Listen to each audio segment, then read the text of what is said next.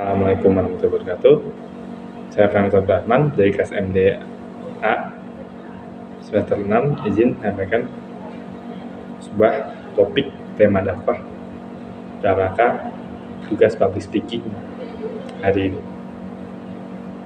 Materi yang saya sampaikan hari ini adalah tentang sejarah Idul Adha atau Hari Raya Kurban untuk umat Islam yang jelas bertepatan saat ini di mana kita sedang ada di hari raya. Lebih tepatnya saat ini sedang berlangsung hari raya untuk umat Islam.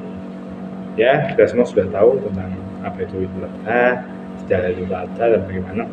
Jika saya menambahkan sedikit beberapa hal sudah yang belum ada atau belum banyak orang ketahui sampai yang sudah banyak orang ketahui mengenai Idul Adha ini. Yang kita ketahui semuanya adalah bahwa Idul Adha ini selalu identik dengan penyembelihan hewan kurban. Hewan kurban pun ada berbagai jenis seperti hewan domba, kambing, sapi, unta, sejenisnya, dan juga kerbau. Nah, karena di Indonesia tidak unta, jadi hanya sapi, kambing, domba, dan kerbau saja. Baik, izinkan saya menyampaikan tentang materi dan tema kali ini mengenai sejarah, peristiwa, serta tokoh penting atau orang di balik Idul Adha. Untuk tokoh dan orang penting siapa lagi kalau bukan Nabi Ibrahim dan Ismail alaihissalam, ya, yang menjadi kunci utama Hari Raya Kurban, dan juga beberapa peristiwa yang terjadi. Hari Raya Kurban akan saya sampaikan dari sejarah. Sejarah Hari Raya Kurban adalah di mana Nabi Ibrahim dapat ilham atau perintah dari Tuhan, yakni Allah Subhanahu Wa Taala, untuk menyembelih, untuk melakukan perbuatan penyembelihan. Siapa itu? Yakni Ismail alaihissalam, anaknya, putra sendiri. Sebenarnya saya akan sampaikan bagaimana peristiwa ini berlangsung. Pertama, Allah mengutus malaikat dengan Nabi Ibrahim tentang bagaimana dia keimanannya dan rasa takutnya pada Allah Subhanahu Wa Taala. Mereka bertanya, ya Ibrahim, apakah kau bersedia melakukan apapun untuk apabila diperintahkan oleh Tuhanmu, yakni Allah Subhanahu Wa Taala, apabila diperintahkan oleh Allah Subhanahu Wa Taala, dan Tuhan Nabi Ibrahim dan Tuhan mereka sama saja ya, yakni Allah Subhanahu Wa Taala. Nah, Nabi Ibrahim berkata, ya bersedia kalau kau harus menyembelih putraku. Kalau Allah menguji Ibrahim di sini untuk saya tunjukkan di sini poin pentingnya. Nabi Ibrahim sejak Allah menguji Nabi Ibrahim atau Nabi Ibrahim itu bukan semata-mata untuk keuntungan Allah. Bahkan seandainya Nabi Ibrahim tidak melakukan itu, tidak melakukan korbanan anaknya, ya Allah tidak kehilangan atau kerugian apapun. Dan Allah juga, dan jika Nabi Ibrahim melakukan itu, Allah tidak diuntungkan ataupun dirugikan sama sekali. Allah yang mengetes keimanan dan menguji Nabi Ibrahim saja. Begitu. Baik, saya lanjut. Allah kemudian mengirim 3 pesan melalui mimpi. Pesan pertama, kemudian diperintahkan untuk melakukan perbuatan. Jadi, ini pesan kedua, untuk pesan pertama, Nabi Ibrahim masih berpikir apakah itu benar atau hanya mimpi saja. Pesan kedua, pesan ketiga, pesan kedua juga sama saja. Namun Nabi Ibrahim masih merespon sama. Sampai akhirnya pesan ketiga, Nabi Ibrahim mulai mendapatkan kejelasan bahwa ternyata ini memang perintah murni dari Allah. Nabi Ibrahim pun mau tidak mau harus menutup perintah itu. Lalu Nabi Ibrahim yang pilih Ismail yang kali itu masih berusia 13 tahun.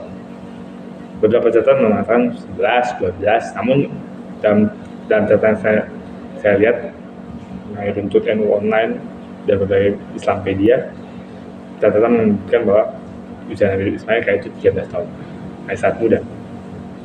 Dan Nabi Ibrahim pun akhirnya mengambil Ismail. Maka Nabi Ibrahim langsung mengatakan, aku akan memilihmu atau mengorbankan, tidak. Namun dia mengatakan, apa kabar? Baik. Lalu dia mengajak Ismail ke suatu tempat. Nabi Ismail pun menurutinya. Lalu saat itu Nabi Ibrahim berkata pada Ismail, wahai anakku, sesungguhnya aku dapat perintah dari Tuhan, dari Allah Subhanahu Wa Taala untuk mengorbankanmu dan menyembelihmu. Apakah kau bersedia? Apa respon Ismail? Takut? Lari? Atau mungkin terkejut? Atau mungkin berkata, iya ayah tega sekali? Atau mungkin, tunggu apakah ibu setuju? Atau mungkin aku harus, atau mungkin dia lari? Tidak, aku semua ya. Apakah bisa? Tidak. Ini yang dikatakan Ibrahim. Aku akan beritahu itu ayah. Mudah-mudahan aku menjadi orang hamba yang bersabar. Itulah. Lalu Nabi Ismail dibawa oleh Nabi Ibrahim Kamu sebelum penyembelihan Nabi Ismail berpesan bahwa Nabi Ismail harus diikat lebih dahulu agar sesuatu itu yang berubah pikiran atau apa, makanya tidak akan menjadi hambatan atau menghalang atau bahkan membatalkan perintah Allah itu. Namun sebelum itu, saat dalam perjalanan, Nabi Ibrahim bertemu iblis di kuda. Iblis berusaha menghalangi dan menghasut. Jangan lakukan ini Ismail, jangan lakukan ini Ibrahim. Sesungguhnya engkau telah menginginkan untuk memiliki anak sejak dulu. Apa engkau rela mengorbankannya? Apakah engkau rela untuk melakukan hal ini pada Allah? Sahkan kau Ibrahim. Apakah dia mencoba? Tidak. Nabi Ibrahim mengambil batu, melemparkan ke iblis. Apakah iblis menyerah? Tidak. Dia melakukannya lagi sebanyak 3 kali. Ibrahim pun juga merespon dengan hal sama sebanyak 3 kali. Iblis menyerah? Tidak. Iblis menghampiri kerabat dekat Nabi Ibrahim, satunya Siti Hajar dan lain. Nah, berikutnya mengatakan bahwa iblis melakukan banyak, namun orang itu tetap gagal. Ada yang berkata hampir berhasil, namun tetap gagal. Namun dalam catatan sejarah dan ulama, Ibrahim dinyatakan Allah sebagai godaan iblisnya. Iblis gagal 100%. Nah, sampai akhirnya Nabi Ibrahim pun melakukan penyembelihan pada putra Ismail. Dilaksanakan. Ismail terharu, Ibrahim terharu, sedih dari peristiwa penyembelihan ini. Gimana? Dia mencucurkan darah, hasil sembelihannya dan mencucurkan darah. Apakah itu darah dari anaknya atau apakah itu anaknya telah meninggal? Akhirnya Ismail telah meninggal karena disembelih. Apa jawabnya? Tidak. Allah mengganti darah. Di situ Nabi Ibrahim bersyukur senang tidak ada darah. Dan dia langsung meluk Ismail. Dan dalam catatan riwayat lain, di sini Nabi Ibrahim melaksanakan sholat zuhur untuk pertama kalinya. Ada yang mengatakan sholat zuhur pertama kali dilakukan oleh Nabi Musa, ada yang melakukan oleh Nabi lain. Saya lupa entah subuh atau zuhur, tapi dalam catatan Nabi Ibrahim melakukan sholat sebagai bentuk rasa syukur. Peristiwa penting yang tidak banyak orang tahu sebelumnya adalah di mana Nabi Ibrahim pada mimpinya dia diberikan petunjuk oleh Allah. Wahai Ibrahim, kau lihat hamba-hamba bermaksiat itu. Ini peristiwa dalam mimpi. Ya Allah, begitu ya. Apa yang batas dilakukan oleh hamba itu? Jadi Allah menampakkan hamba yang bermaksiat, hamba yang lebih maksiat, hamba yang tidak kena, hamba yang hidup penuh dosa, maksiat, mabuk, bermain wanita, zina, dan segala. Apa yang pantas dilakukan oleh hamba itu? Ibrahim berkata, bunuh mereka. Mereka hidup di bawah nikmatmu. Namun mereka tidak mentaati perintahmu dan mereka mendurhakai. Mereka menzalimimu. Mereka mendurhakai. Bunuh mereka. Begitu. Bunuh mereka. Allah berusaha mengakhiri. Bunuh mereka. Ya, bunuh mereka Allah. Bila Allah mohon sampai. Apakah sekali saja tidak? Besoknya di mimpi yang sama, sebanyak 3 kali juga sama. Apa yang pantas lakukan untuk hamba bakunya Allah? Apakah hamba untuk hamba baku ini? Ibrahim menjawab, bunuh mereka hidup dengan nikmatmu, mereka makan dari nikmatmu, mereka makan rezekimu, tapi mereka mendurhakai, mereka menzalimi, mereka mendurhakaimu, mereka mencari nikmatmu. Bunuh mereka. Allah bertanya lagi, bunuh mereka, kau yakin? Ibrahim berkata, ya Allah. Yang ketiga pun juga sama. Bagaimana apa yang kau kepada hamba baku ini?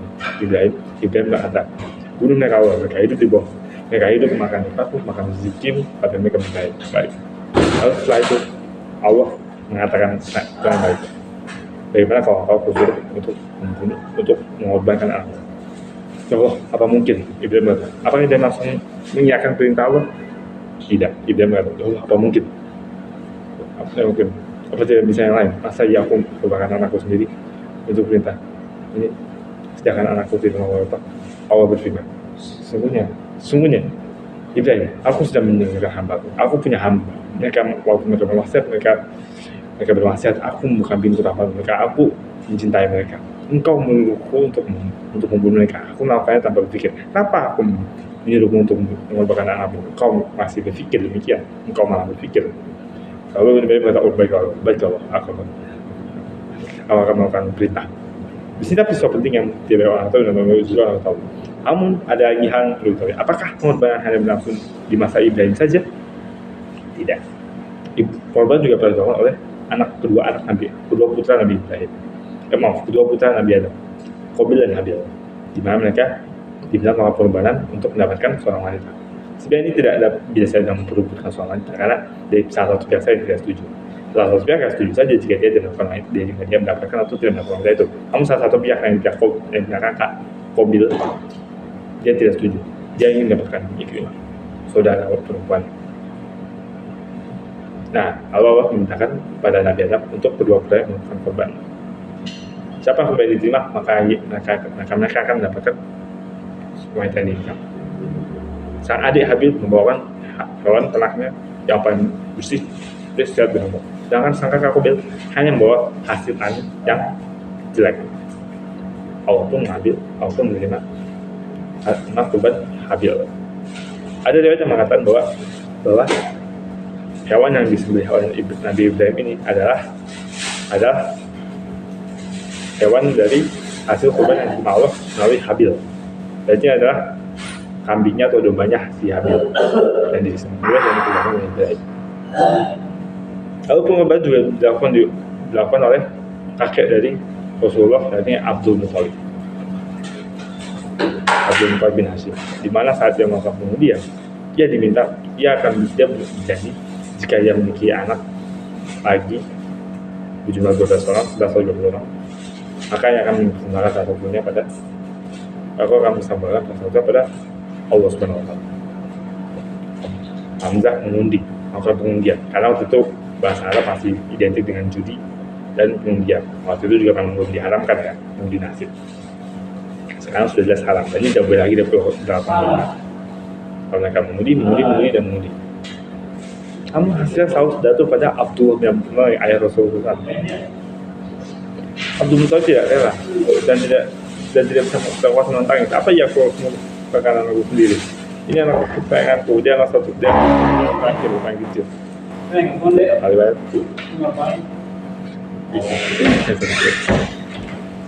Tidak apa-apa penantangan bahwa